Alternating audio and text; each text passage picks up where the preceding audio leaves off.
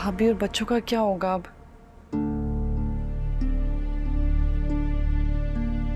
हैराबाज, ये सुनकर मेरा तो दिल बैठ गया है। जी, मैं करती हूँ बाजी आपसे बाद में बात। अल्लाह हाफिज। क्या हुआ है सच? शायद मेरे तायाजाद भाई, उनका इंतकाल हो गया।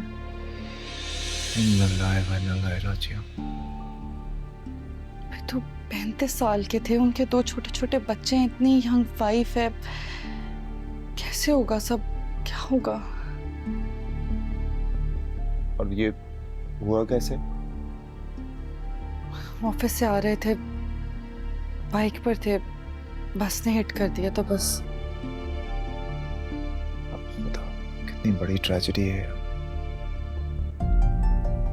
शायद मेरा तो दिल बैठा जा रहा है। उनके उनके बीवी बच्चों का कौन देखेगा? सफदर भाई का कोई और भाई नहीं था, 2 बहनें ही हैं और वो भी माली हालात से तंग ही हैं।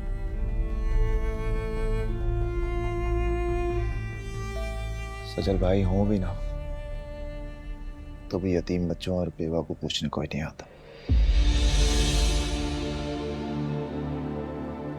मैं जानता हूं, ये सब कुछ समझ सकता हूं। जब अब्बा गुजरे थे ना, तो अम्मी बहुत यंग थी। मैं भी बहुत छोटा था, लेकिन मुझे सब याद है।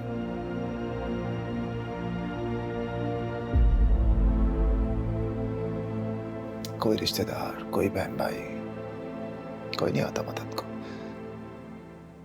कोई भी नहीं पूछता।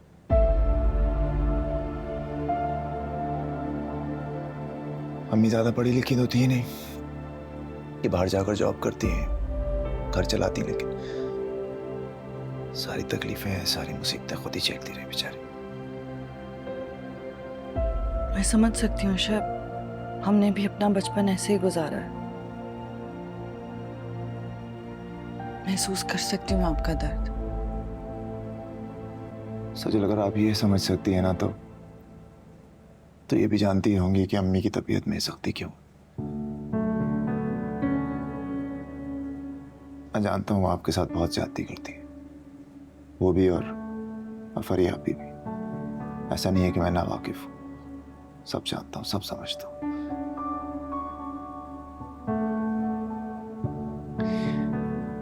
लेकिन ये सख्ती ऐसी नहीं है ये सजल, उन्होंने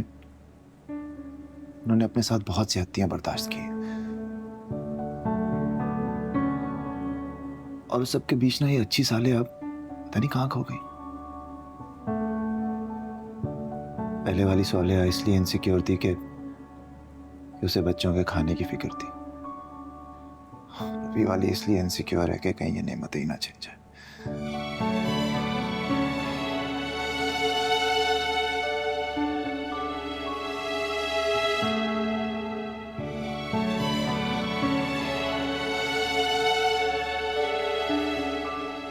समझ सकती हूँ शायद, आप परेशान मत हो।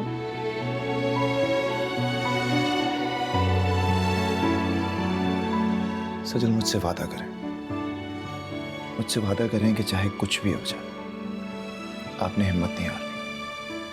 अम्मी का, आपी का कोई भी बिहेवियर हो, आप पीछे नहीं हटेंगी। Promise me. और मैं भी आपसे ये वादा करता हूं कि मैं आप पर कभी भी एतबारी नहीं करूंगा। आप पर मेरा यकीन कभी खत्म नहीं होगा। बस आपने हिम्मत करनी है, क्योंकि अगर आप ये करेंगी ना, तो आहिस्ता आहिस्ता सब ठीक हो जाएगा और हमारे घर में वही सुकून होगा, वही खुशी होगी जो आप और मैं चाहते हैं।